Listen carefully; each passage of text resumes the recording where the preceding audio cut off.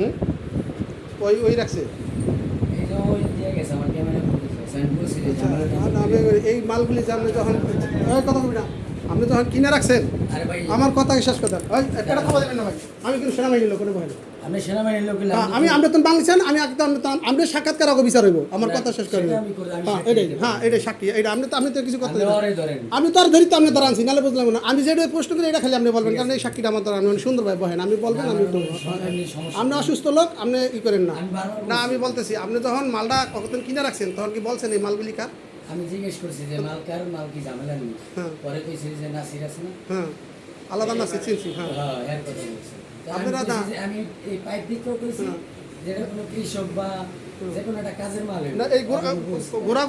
গোড়া নিচে করা হ্যাঁ তাহলে এগুলি যে ইভেন্টের কাজ করে আমরা তো জানেন যে এগুলি যে এতটা মানে এখন তো এটা না আমার কথা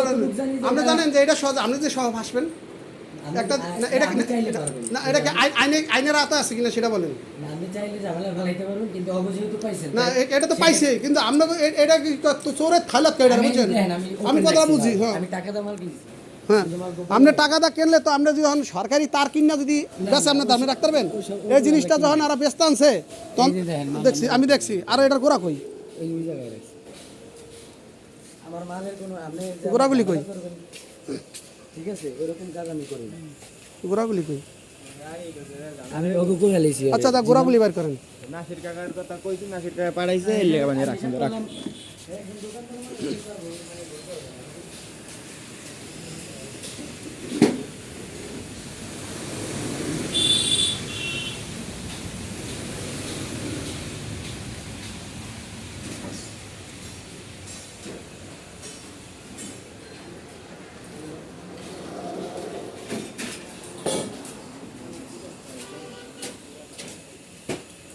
তুই হবি না তোর বারবার কইছি তুই এই মাল কার মাল দিয়েছি কিন্তু আমি